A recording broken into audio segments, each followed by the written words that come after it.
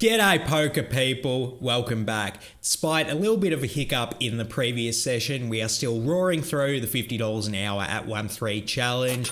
Still had a few more hours to get before I reached the 50 hours for the month of October to close the challenge out. So I was back in on a Friday afternoon. I did have concert tickets to go see Fit for an Autopsy in St. Petersburg. If you like angry men shouting, you should definitely check out their band. They're one of my favorites and I didn't want to lose the opportunity to go see them live with a few friends. So I didn't actually get in a super long session, particularly for a Friday evening, but wanted to get in there and get a few more hours to try and reach 50.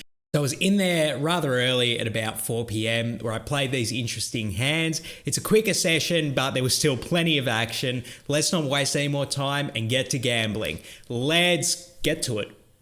So we're back into the 1-3 streets for 1,000 bangers where we play this first interesting hand. Passive low jack, open limps, and then the action folds to my hijack with pocket queens, absolute premium. What a way to kick the session off. I go ahead and ISO raise it to 15. Then the action's on an unknown button who I've only been sitting at the table about 5 minutes at this point and I haven't seen him play a hand and I do not recognize him at all from playing previously. He goes ahead and 3-bets it to 35. Then the action folds back round to me, and I think the standard play here is to go ahead and 4-bet, trying to deny equity to my opponent's ace-x bluffs / get value from those type of hands. If I thought the opponent was super tight, maybe I could just flat and try and crack their aces or kings, but I don't have that read on an unknown opponent just yet. So I go ahead and 4-bet it to 135, and then the button thinks a little bit before going ahead and 5-betting to 300. The opponent has a 700 to start the hand, so this is effectively them going all in without going all in, which makes me think that they have aces. If they did have any type of bluff, of course, they're just going to go all in when I go ahead and make it 135. But the fact that they're trying to price me in with a min click,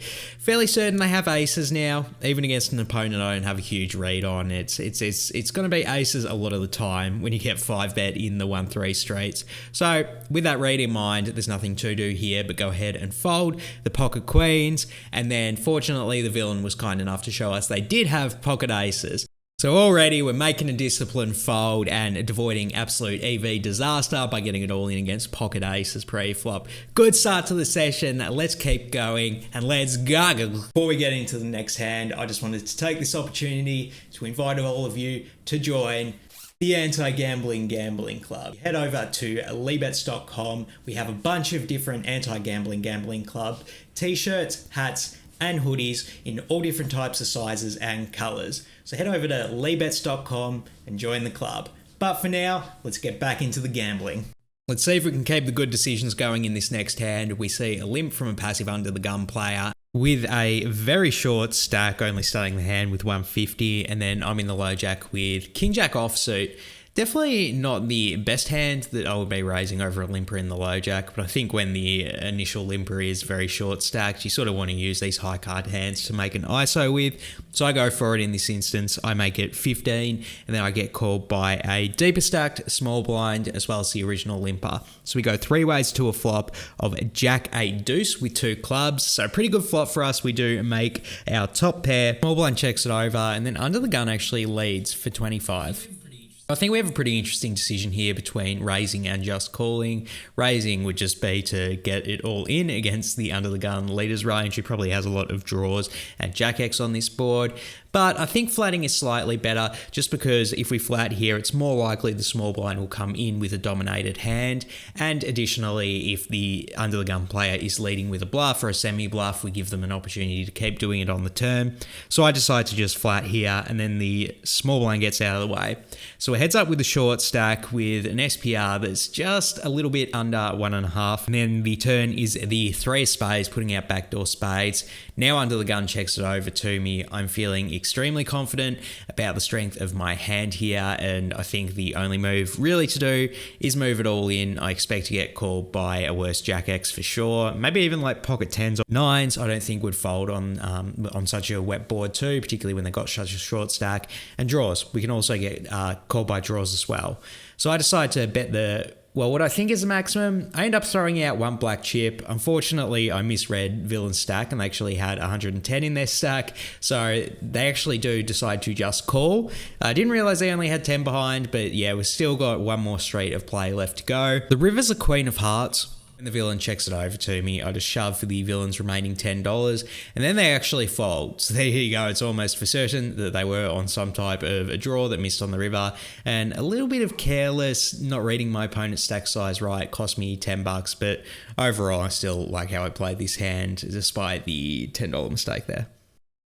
So we are absolutely rolling. Let's keep the good hands coming. There's 2 open limps before I'm on the button with 8-7 of hearts. I go ahead and ISO raise it to 20. Could over limp with this hand as well, but it's lead bets, not lead calls. I'm going to default to the more aggressive option more often, so I go ahead and make it 20, and then I only get called by a tight aggressive cutoff. So we are heads up to a flop of Queen, Jack 7, all clubs. The cutoff checks it over to me, and I decide to mix in a little bit of a stab here, mostly for equity denial / really thin value if my opponent does have a big club. Go ahead and bet 15, and then I'll cut off calls pretty quickly. So we are heads up to a turn, which is the 10 of spades. When the cutoff checks it over to me, this is a great turn card for us to continue barreling on. We are very credibly going to be able to represent ace king when we do ISO over to limpers, and it's going to put my opponent's single pair hands in a very tough spot, particularly if they don't have a club, a 9 or a king. So definitely want to continue barreling here. Plus, if we get check raised, we just know the opponent has a flush and we're not going to waste any more money bluffing on it. So I go ahead and bet 45, and then a cutoff calls pretty quickly. So not quite what we wanted to see. We are heads up to a river still, which is the 9 of hearts. It's a pretty interesting one. It does give us a straight, but of course any king X now makes a straight. When the cutoff checks it over to me, I'm in the tank a little bit, considering whether we want to bet for really thin value. It is possible that the opponent does have Queen Jack or Queen 10, Jack 10. Having said that though, I don't think those hands are going to call a big bet. And there's some concern that the opponent did call on the turn with King Queen, King Jack, so they do have a few stronger hands as well. So I think about it for a few seconds, but ultimately decide that betting would be a little bit too thin here when my opponent can have a straight. I will say I don't think that they have a flush when they check call on the turn. But the bigger straights do concern me a little bit. And I think even if we bet like 45, that maybe 2 pair would get away from it. Maybe not. Let me know if you would go for the thin value bet here. I do decide to check it in game though. Decided it was a bit too thin, and then the villain shows me King Jack offsuit. So there you go. Very happy I did not go for thin value because it would have 100% backfired, and we save a cheeky little river bet here. So we are roaring through this session so far. Really happy with how I'm playing so far. Things might change a little bit in this next hand because we are in my least favourite position under the gun. Although we do have a strong hand with ace queen offsuit, I go ahead and make it 10, and then I only get called by a tight aggressive big blind. So it heads up to a flop of 7-6-4 with 2 hearts. When the big blind checks it over to me, I think the best play here is just to check it back. We are very likely ahead with this hand, and if we do improve, there's actually a decent chance we're going to cooler my opponent, since I think they're calling with a lot of ace x offsuit combinations and probably 3-betting the ace kings pre-flop. So a really good spot to check it. I make what I think is probably the first mistake I've made in this video so far, and I do actually decide to c-bet for 15. A little bit of a mistake here. I mean, continuing to c-bet as pre-flop aggressor isn't usually going to be a huge mistake. I just think checking is a better play, and maybe starting to play a bit too aggressive here. Whatever the case, I make it 15, and the big blind does call. So it heads up to a turn, which is the 9 of hearts, improving us to a nut flush draw. You love to see it. And then the big blind checks it over to me. Now when I made the mistake of betting on the flop, I think this is a just mandatory spot to continue bluffing. This turn card is going to be really scary for a lot of my opponents. Single pair hands that do not have a draw. I really want to mix in the bluff here. I go ahead and make it 40. Then the big blind calls. It's not quite what I wanted to see, but we do have the chance to improve on the river. We don't though, because the river is the 5 of clubs. And then I look over at the big blind, and he's actually like kind of staring daggers at me, like looking at me really. I get the sense he's trying to intimidate me from betting most likely. And then after about 5 to 10 seconds of that, he does check it over to me. And now look, I was planning to bluff on this river anyway when my opponent check calls on the turn and does not lead the river. I think it's extremely unlikely that they do have a flush. Maybe they can have a straight on this river, although with my live read that they're trying to intimidate me from betting, I think it's highly unlikely that they do have a straight here. So once they check it over to me, I have the live read that they're weak. I just think this is a mandatory overbet as a bluff spot. I really think I can fold out villain's entire range with an overbet here, even if they did slow play a set on the flop, for example. I just don't think they're going to call on this river when they lose to any flush or any straight. So I go for it. I go ahead and bet 220, and then the big blind doesn't think too long before folding. So let's go. We get the bluff through, tune into the live reads, and we definitely redeem ourselves for the small mistake we made on the flop. This next one's a fun one. So the cutoff actually open straddles after returning to the table. So I kick the hand off on the button with King Jack of Diamonds. I go ahead and raise it up to 15. The game was playing tighter, so I'm using my smaller raise sizes, if you hadn't noticed so far in the game. Whatever the case, I make it 15, and then I get called by a passive big blind as well as the straddler. So we go 3 ways to a flop of 8-6 deuce rainbow with 1 diamond. Pretty hard whiff for us, except for overcard draws and some backdoor flush draws. But the big blind checks it over to the cutoff, who actually leads out for 30. Now, I'm just going to say straight up, I think that this lead is kind of full of shit. In all honesty, I think it's going to be a lot of straight draws, a few gut shots on this board, as well as 9-7 and 7-5 being open-enders. Potentially could be a hand like an 8x or a pocket 7s that's trying to lead for protection, but I think we have showdown value against my opponent's bluffs, and if my opponent does have one of the stronger hands in their range, I think we're probably going to be able to bluff them off it on later streets. So I don't think there's any reason I should be folding just yet. It's a little bit dicey because the opponent is relatively short stacked. If they were deeper, I think this would be a slam dunk call, but I mean, even with a shorter stack, I think we're going to be able to win this hand across different run outs, even with the shorter stack depth. So I decide to throw in the call here, and then fortunately the big blind gets out of the way, which is pretty fortunate because if they call, it's going to be a lot harder to win. Whatever the case, we are heads up to a turn, which is the Queen of Hearts, so still a pretty big whiff for us, and the cutoff continues betting. They go ahead and make it 55, and look, if the plan was to continue bluffing across later streets and my opponent has down bet a little bit here, I think we just have to go all in as a bluff. Probably going to be able to get my opponent to fold any of their straight draws, so we deny equity to those, and if my opponent does have an 8x, pocket 7s, a 6x, I really can't imagine them calling when it's going to look like I have an overpair or I turned a queen, so really good spot to go for it in my opinion. I put them all in for 255 effective, and then the cutoff thinks for maybe like 5 seconds before folding. So let's galvanize. We are rolling through this session, winning almost every hand we play. It's fun when poker works out like that sometimes, but let's not get too big of a head because we still got the little bit of the session to go.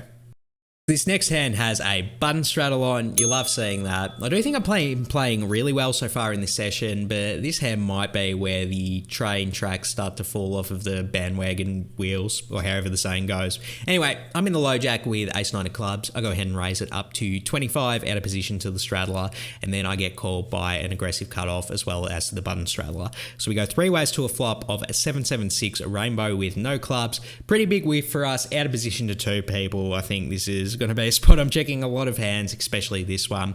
I check it, and then both the villains check as well. So we do get a free turn, which is the Queen of Spades putting out backdoor spades. Now the action's on me, and I think this is still a pretty clear-cut check. We have some showdown value with ace high. My opponents are both going to have plenty of Queen X combinations in their range, ace queen, king queen, queen 10, and it's just like, we should not be betting into that hand. So I think it's just a good spot to check. This is probably my first. I did think I made a mistake by c-betting the ace-queen offsuit, but I think this is actually like a more egregious error in all honesty. I do decide to bet at it. I go ahead and make it 45. Really not in love with this bet. I think we're betting into a lot of strong hands pretty often against 2 different ranges. So yeah, bit spewy here, but I make it 45, and then I get called by the aggressive cutoff and the button straddle folds. So we are heads up to a river, which is the 9 of hearts, which I'm pretty happy to see. We do turn a pair. Now I think we have a bit of showdown value. I mean, sure, my opponent opponent has a bunch of Queen X combinations in their range, but spades did miss, and they probably have all of the Ace X of spade combinations in their range. So maybe we can check it over to them and try and induce a bluff, or maybe just win when it goes check, check. So I check it over to them. Then they go ahead and bet 100. And now I think the chances that they have a Queen X are extremely likely. I think a lot of their ace high flush draws probably would just check back and take their showdown value. So it's unlikely they'll bluff with those. And then they probably have all of the king queen offsuit combinations, at least partial ace queen offsuit combinations, queen jack suited, queen 10 suited, queen 9 suited all make a world of sense as well. So I think this is a pretty no-brainer fold, in all honesty. I get a bit baited just because the opponent is loose aggressive, and I think maybe they're bluffing, and I throw in the call. I think this is 100% tilt and an absolutely very spewy call, in all honesty. So I end up throwing in what I think is a really bad call, and then not surprisingly, the villain does show us Queen Jack offsuit. So there you go. Not only did they have the King Queen offsuits, they had the Queen Jack offsuits, and I'm absolutely getting brutalized by paying off this bet here. Really, really bad, and I think it's time for me to leave this game before the situation gets worse. There you have it. They were the most interesting hands I played across a rather short 3 hour and 55 minute session I played on the Friday afternoon before I went to rock out at the Fit for an Autopsy show. In terms of how I feel about my play, I thought I was absolutely crushing it for about the first 3.5 hours of the session. But then that ace-9 suited hand happened, and that one is just so bad, man. The turn bet, the payoff on the river is just an absolute joke. I'm essentially just giving the villain $100, which I can't be doing when I'm trying to make $50 an hour at 1-3. It's just an absolute punt, and I think that's going to hold me back in terms of how I feel about my play. Got to give myself a B+. It was probably an A+ session prior to that hand, but yeah, it's just how one punt blunder can just put you in the sewer in terms of how I feel about my play. In spite of this, we did have a good win on the session, particularly for such a short time, and we are still way ahead of schedule for the challenge, well over $50 an hour, so can't complain too much, but definitely need to watch out for those spewy payoffs in no-brainer fold spots, in all honesty. That's going to wrap it up for today. Thank you for sticking all the way to the end. It really helps the channel's analytics, and it's greatly appreciated. And make sure you hit subscribe and you'll get the next video out. For now though, I'm out of here. Zaijin.